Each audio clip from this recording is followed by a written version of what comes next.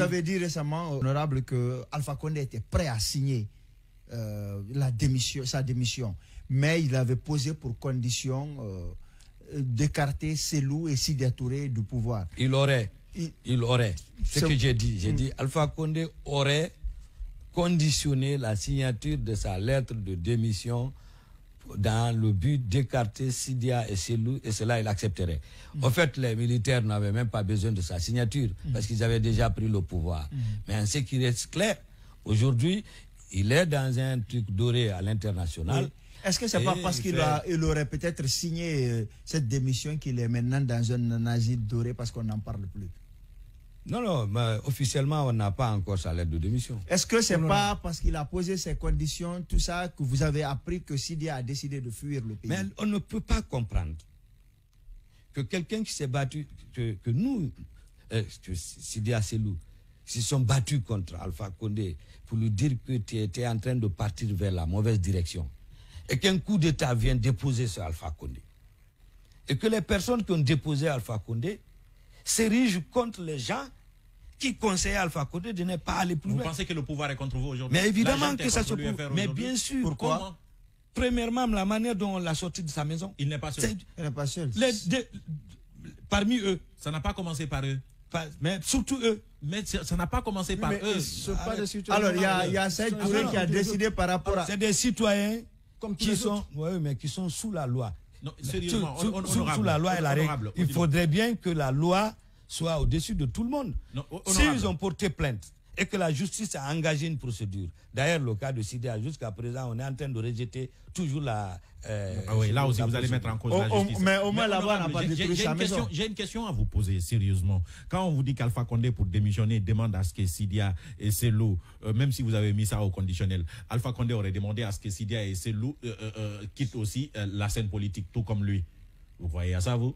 Je crois, parce que c'est sa bête noire. Alpha Condé a toujours eu comme problème, c'est-à-dire son souci, ce n'est pas qu'un Sidya arrive pour démonter, c'est lui qui vous a dit ça. Pour démonter en sous peu de temps ce qu'il n'a pas pu faire. C'est lui qui vous a dit ça. C'est lui qui vous a dit ça. Il est crédible?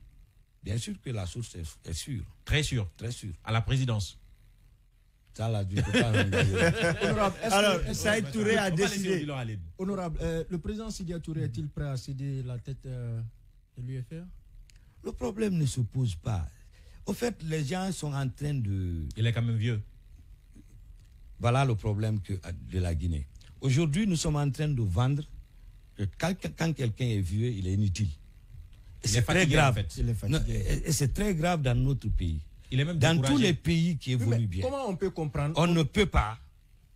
Quand quelqu'un a une capacité, un niveau, il a une expérience, les gens se courent vers la personne pour demander conseil et savoir comment fonctionner. On ne dit pas... Mais ici en Guinée, nous voyons beaucoup de jeunes qui parlent de renouvellement de la classe politique ou renouvellement de ceci, cela. Les jeunes veulent avoir. On a vu ce que les jeunes sont capables de faire. C'est qui est bien logique d'ailleurs, hein, honorable. Je dis que c'est une loi de la nature.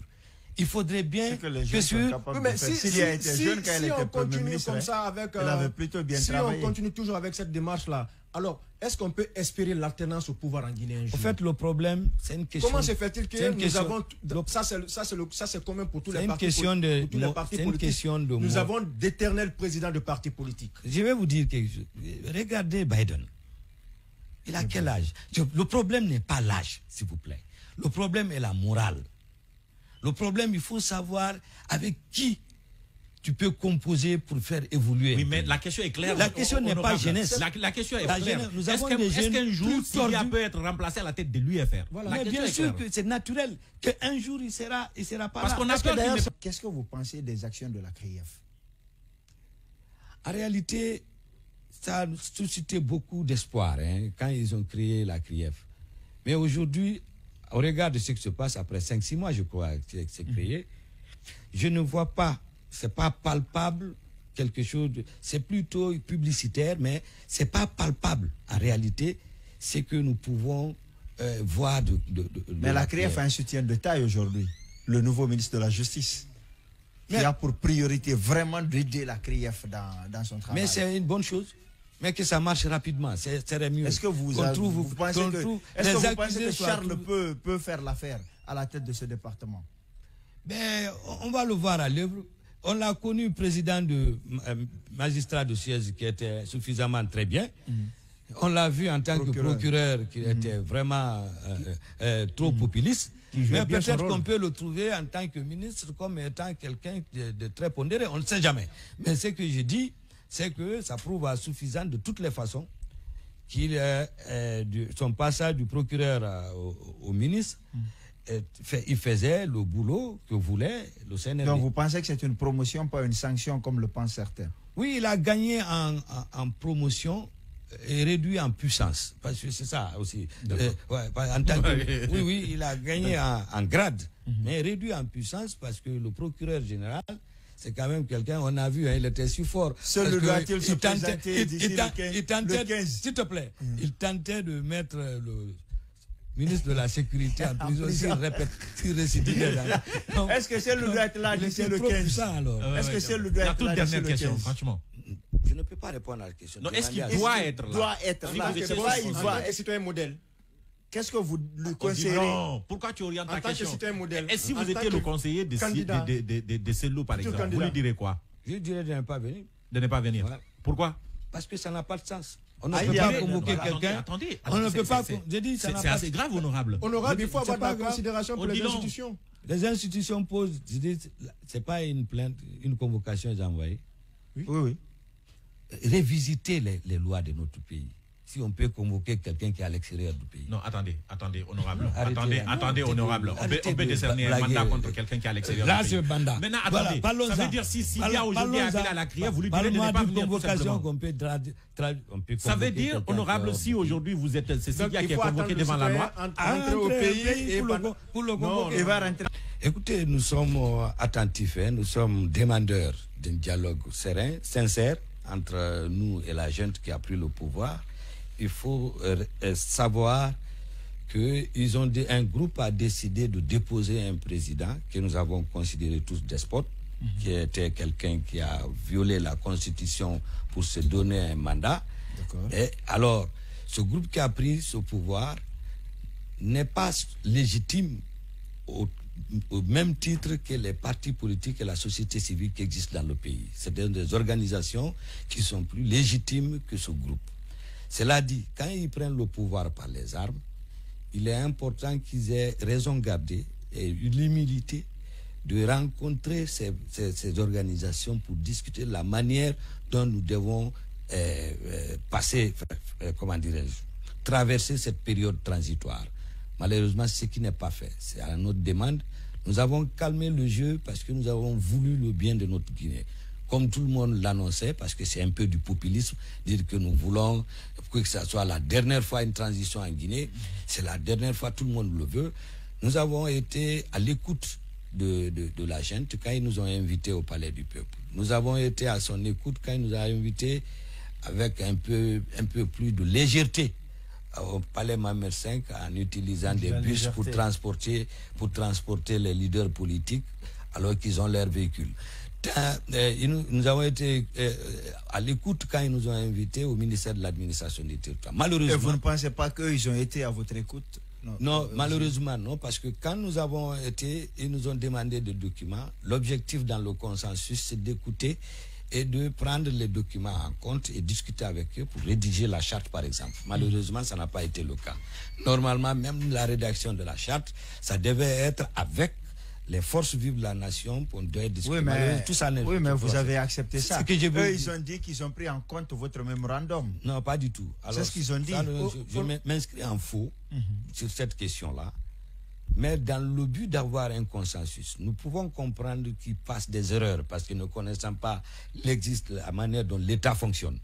Mais nous avons estimé qu'il y a eu beaucoup d'erreurs que nous avons acceptées pour eux et qu'il faut revenir à la raison et leur faire savoir que l'État ne fonctionne pas comme ça. Au niveau de l'UFR, quelles sont les propositions concrètes que vous comptez faire votre participation à ce dialogue? La première des choses, nous avons demandé une période courte de la transition. Nous savons que vous estimez à combien? À 15 mois. 15 mois. Est-ce que vous pensez que 15 mois c'est raisonnable dans le contexte guinéen? 15 mois est même trop pour une transition. Vous savez, il y a des problèmes qui arrivent souvent dans une transition.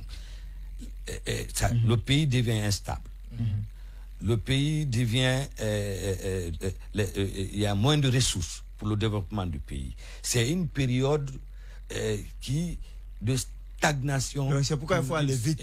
C'est pourquoi il faut aller rapidement. Alors, mais est-ce que c'est pas en voulant aller vite que, à un moment donné, Dadis, on a raté la transition avec Dadis et Sekouba Konaté, parce qu'on sait que jusqu'aujourd'hui, beaucoup disent que l'UFR aurait dû aller au second tour. Est-ce que c'est pas parce que vous avez voulu précipiter les choses et même les élections n'ont pas été faites comme ça se devrait, parce qu'à la base c'était les communales qui devaient commencer. Finalement, on a commencé par les présidentielles et c'est ce qui nous a conduit même dans le troisième mandat d'Alpha Condé qui disait que la constitution c'était pas le référendum. Vous me permettez de dire des choses.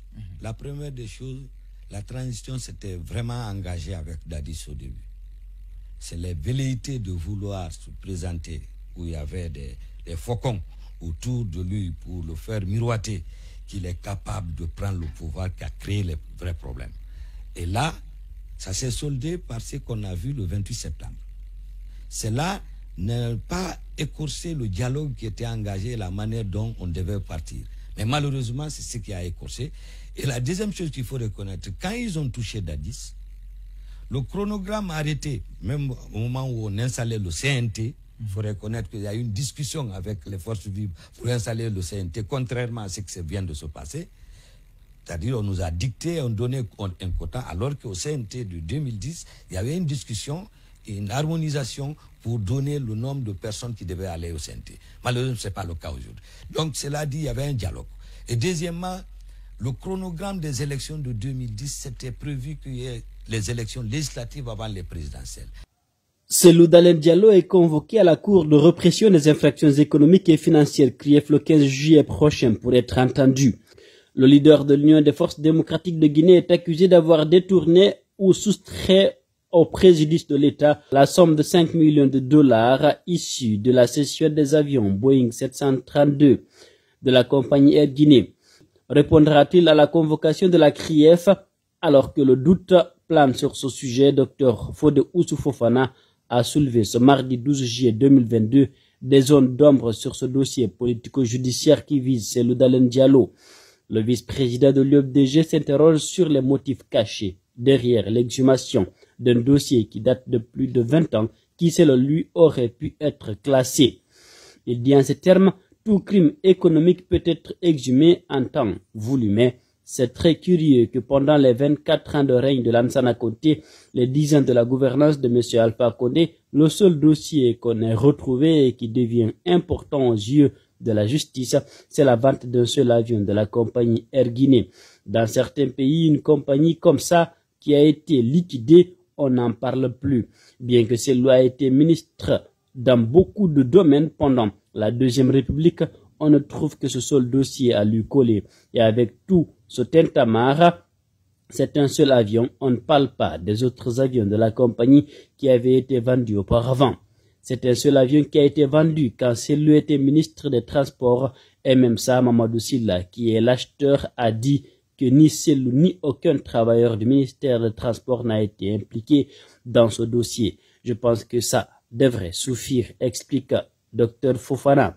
La CRIEF soupçonne Cellou Dalein Diallo d'avoir promis, offert ou accordé des avantages indus à des agents de l'État ayant dirigé l'unité de privatisation d'Air Guinée. Nous sommes très contents qu'on ait dit que l'avion a coûté 5 millions de dollars comme l'acheteur de l'avion. Elhadji Mamadou Sylla est vivant, il sait à qui il a donné le chèque. Je pense qu'on facilite la tâche à Cellou. Ceux qui avaient des doutes savent aujourd'hui qu'il est blanc comme neige dans le dossier Air Guinée. Soutient ce vice-président de l'UFDG, cité par africaguinée.com.